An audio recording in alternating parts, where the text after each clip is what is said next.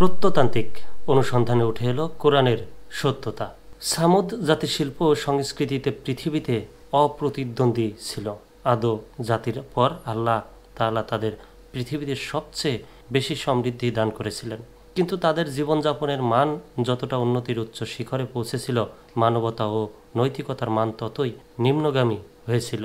একদিকে উন্মুক্ত প্রান্তরে পাথর খোদাই করে করে প্রাসাদের পর প্রাসাদ তৈরি হচ্ছিল, অন্যদিকে সমাজে পাপ কাজের প্রসার ঘটছিল। ন্যায় ইনসাফ বলে সে সমাজে কিছুই ছিল না। অন্যায় ও অবিচারে সমাজ জর্জরিত হতে থাকে। সমাজে চরিত্রহীন লোকের নেতৃত্ব প্রতিষ্ঠিত হয়। ওই সময় হজরত সালেহ আলাইহিসসালাম যে সত্যের দাওয়াত দিয়েছেন তাতে সাধারণ শ্রেণীর লোকেরাই বেশি সাড়া দিয়েছিল, কিন্তু চরিত্রহীন লোকদের নেতৃত্ব প্রতিষ্ঠিত হয় প্রবল ক্ষমতাধর সামুদ জাতি আল্লাহ তাআলার আযাবে ধ্বংস হয়েছিল। সেই আযাব থেকে আল্লাহ তাআলা হজরত সালেহ আলাইহিসসালাম ও তার সঙ্গী ঈমানদারদের রক্ষা করেছিলেন। গগন বিদারী আওয়াজ সামুদ জাতির কর্ণ কুহুরে আঘাত হানে। সেই আওয়াজে তারা নিজ নিজ গৃহে উপর হয়ে পড়ে থাকে।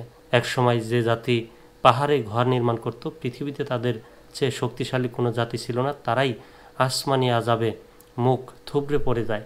উদ্বুদ্ধ সামুদ জাতি হজরত সালেহ আলাইহিসসালামের হুঁশিয়ারি বাস্তবায়িত হয়েছিল।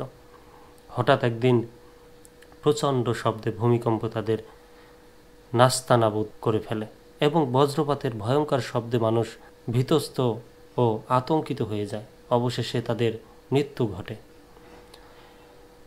হিজর ছিল সামুদ জাতির কেন্দ্রীয় আবাসস্থল। তার ধ্বংসাবশেষ মদিনার উত্তর পশ্চিমে অবস্থিত। বর্তমান শহর আল ওলা থেকে কয়েক মাইল ব্যবধানে তা দেখা যায়। মদিনা থেকে তাবুক যাওয়ার পথে এই স্থান প্রধান সড়কের উপরেই রয়েছে। এই উপত্যকার উপর দিয়ে কাফেলা চলাচল করত, কিন্তু রাসূল সাল্লাল্লাহু আলাইহি ওয়াসাল্লামের নির্দেশ অনুযায়ী কেউ এখানে অবস্থান করে না।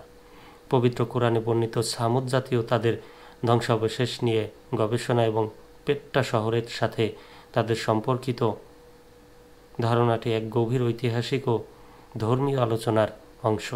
সামুদ জাতি সম্পর্কে কোরআনে যে বিবরণ দেওয়া হয়েছে তা হলো তারা পাহাড় কেটে ঘরবাড়ি নির্মাণ করত। পেট্টা শহর, যা আধুনিক জর্ডানে অবস্থিত, তার স্থাপত্য এবং ধ্বংসের ধরন সামুদ জাতির কোরআনে বর্ণিত বৈশিষ্ট্যের সাথে মিল খুঁজে পাওয়া যায়। পেট্টা একটি প্রাচীন নাবাতীয় শহর, যা লাল পাথরের মধ্যে খোদাই করে তৈরি করা হয়েছিল। এটি 1812 সালে ইউরোপীয় প্রত্নতান্ত্রিকরা পুনরায় আবিষ্কার করেন। এর ঘরবাড়ি ও অন্যান্য স্থাপত্য কাঠামো যে পদ্ধতিতে তৈরি তা কোরআনে বর্ণিত সামুদ জাতির বর্ণনার সাথে সাদৃশ্য বলে মনে করা হয়।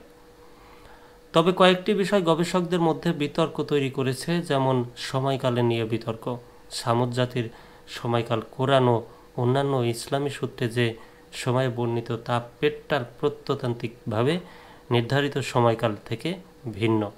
তবে প্রত্নতান্ত্রিক সময়কাল নির্ধারণ পদ্ধতিতে ভুল বা অনিশ্চয়তা থাকার বিষয়টি এখানে বিবেচ্য হতে পারে বলে মত দিয়েছেন বিশ্লেষকরা।